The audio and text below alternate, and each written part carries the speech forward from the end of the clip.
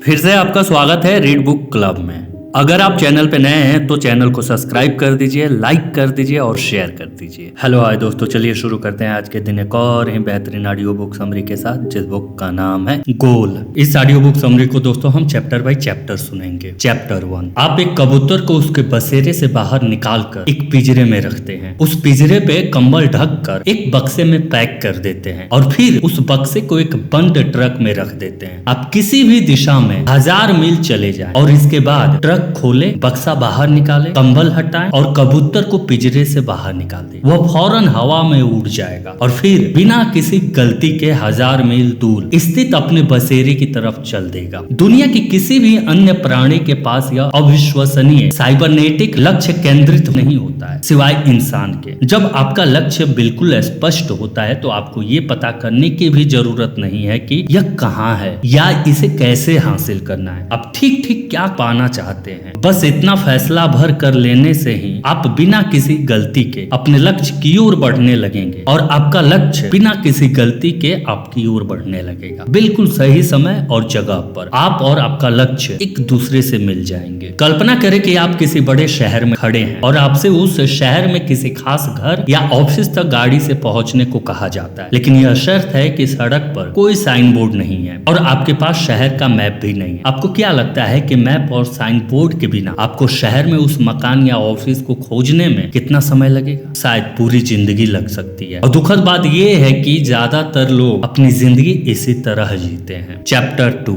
एक व्यक्ति को नौकरी से निकाल दिया जाता है। वह व्यक्ति इस निर्णय के लिए अपने बॉस से नाराज हो जाता है। जब तक वह अपने बॉस और कंपनी के प्रति अपनी नकारात्मक भावनाओं को सही ठहराते रहेगा, नकारात्मक भावना उसे नियंत्रित करती रहेगी और उसकी जिंदगी तथा सोच पर हावी रहेगी। लेकिन जैसे वो कहता है, ठीक है, मुझे नौकरी से निकाल दिया गया, इस तरह की चीजें होती रहती हैं, मुझे नई नौकरी खोजने में व्यस्त हो जाना चाहिए, वैसे ही उसकी नकारात्मक भावनाएं खत्म हो जाती हैं, उसका दिमाग शांत हो जाता है, वह अपना ध्यान अपने लक्ष्य पे केंद्रित कर लेता है, वह उन कदमों के बारे में एकाग्रचित्त हो जाता है जो वह दोबारा नौकरी पाने के लिए उठा सकता है। जैसे वह खुद को सही साबित करना छोड़ देता है, वह ज्यादा पॉजिटिव बन जाता है। आज के बाद किसी भी चीज के लिए दूसरों को दोष देना छोड़ दे, अतीत की घटनाओं के बारे में अफसोस और शिकायत करना छोड़ दे, क्योंकि उन्हें बदला नहीं जा सकता। इसके बजाय अपना रूख भविष्य की तरफ करें और इसके बारे में सोचे कि आप क्या चाहते हैं और कहां जा रहे हैं। सबसे बढ़कर अपने लक्ष्यों के बारे में सोचें। लक्ष्यों के बारे में सोचने भर से ही आप सकारात्मक और उद्देश्यपूर्ण बन जाते हैं। जैसा कॉमेडियन बडी हैकेट ने कहा था, मैं कभी द्वेष नहीं पालता। जब आप जल भून रहे होते हैं तब आपके शत्रु नाच गा रहे होते हैं। चैप्टर 3। आप वही बन जाते हैं जिसके बारे में आप ज्यादातर वक्त सोचते हैं। सवाल यह है कि लीडर ज्यादातर किस चीज के बारे में सोचते हैं? जवाब है, लीडर भविष्य के बारे में सोचते हैं। वह इस बारे में सोचते हैं कि वह कहां जा रहे हैं और वहां पहुंचने के लिए वह क्या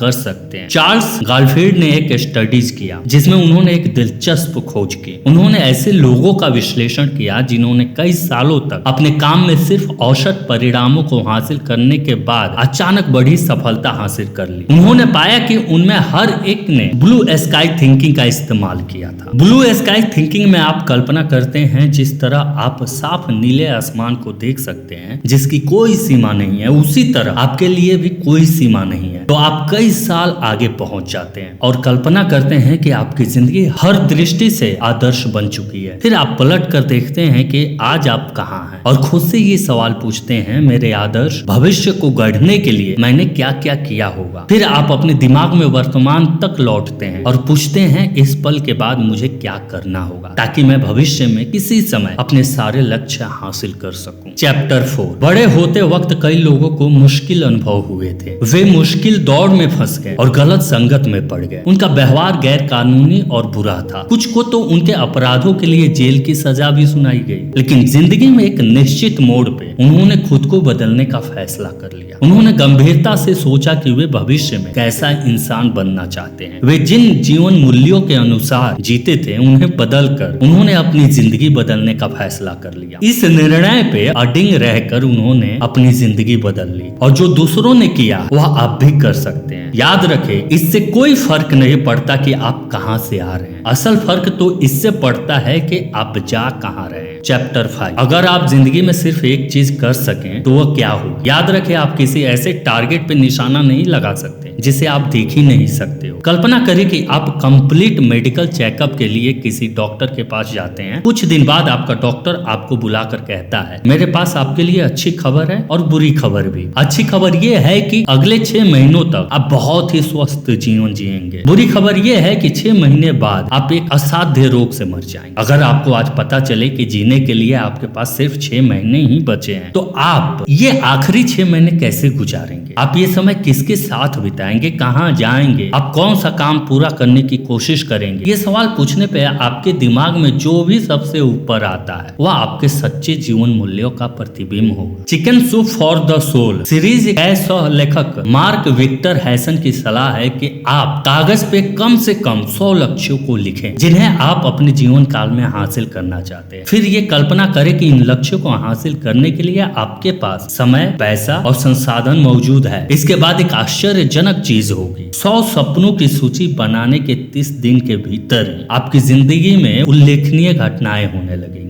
आपके लक्ष्य इतनी तेजी से हासिल होने लगेंगे जिसकी आप आज कल्पना भी नहीं कर सकते। आपको भी इसे आजमा कर देखना चाहिए। परिणामों को देखकर आप हैरान रह जाएंगे। चैप्टर 6, इंसान के मस्तिष्क में एक खास अंग होता है जिसे रेटिक्यूलर कॉर्टेक्स कहा जाता है। मस्तिष्क का ये उंगली जितना छोटा सा हिस्सा उसी तरह काम करता है जिस तरह किसी बड़े ऑफिस में टेलीफोन स्विच बोर्ड करता है। जिस तरह सारी फोन कॉल पहले स्विच बोर्ड पे आती हैं और बाद में उचित व्यक्ति तक पहुंचाई जाती है, उसी तरह आपकी इंद्रियों से आने वाली सारी जानकारी रेटिक्यूलर कॉर्टेक्स द्वारा आपके मस्तिष्क या आपकी चेतना के उचित हिस्से पे पहुंचाई जाती है। जब आप अपने रेटिक्यूलर कॉर्टेक्स को लक्ष्य का संदेश भेजते हैं तो ये तत्काल आपके परिवेश में मौजूद ऐसे लोगों को जानकारी और अवसरों के बारे में आपको जागरूक और चौकस करने लगता है जो लक्ष्य हासिल करने में आपकी मदद करेंगे। चैप्टर 7, कल्पना करें कि विश्वास की दुकान है, काफी हद तक किसी कंप्यूटर सॉफ्टवेयर स्टोर की तरह, जहां जाकर आप कोई भी विश्वास खरीद सकते हैं और अपने अवचेतन मन में उसकी प्रोग्रामिंग कर सकते हैं। अगर आप कोई भी विश्वास चुन सकते हैं तो कौन सा विश्वास आपकी सबसे ज्यादा मदद करेगा? यह आप अपने मन से चुन सकते हैं। अगर आपको कुछ ना समझ आए तो चुनिए कि मुझे जिंदगी में सफलता मिलना तय है। अगर आपको पूरा विश्वास है कि आपको सफलता मिलना तय है तो आप ऐसे चलेंगे, बोलेंगे और काम करेंगे जैसे जिंदगी में आपके साथ होने वाली हर घटना आपको सफल बनाने की योजना का हिस्सा है। तो थैंक यू दोस्तों, ये थी आज की ऑडियो बुक समरी। दोस्तों, ऑथर ने अपनी इस किताब में बहुत सारे विषय पे चर्चा किया है। उनमें से कुछ पॉइंट्स को हमने यहाँ आपके सामने रखा है। उम्मीद है कि आपको पसंद आए होंगे। अगर आप इसे पूरा पढ़ना चाहते हैं तो आप इसे अमेज़न से खरीद सकते हैं। इस किताब की लिंक हमारे डिस्क्रिप्शन बॉक्स में मिल जाएगी। तो थैंक यू दोस्तों अपना कीमती समय देने के लिए। दोस्तों, आप लोगों से एक अनुरोध और रिक्वेस्ट है कि प्लीज हमारे चैनल को सब्सक्राइब कर दीजिए। हम आपकी नॉलेज को इंक्रीज ही तो करते हैं, please. Thank you for watching read book. अगर आप हमारे चैनल पे नए हैं तो हमारे चैनल को लाइक कर दीजिए, सब्सक्राइब कर दीजिए और कमेंट करके हमें बताइए कि आपके लिए और कौन सी ऑडियो बुक समरी लाई जाए।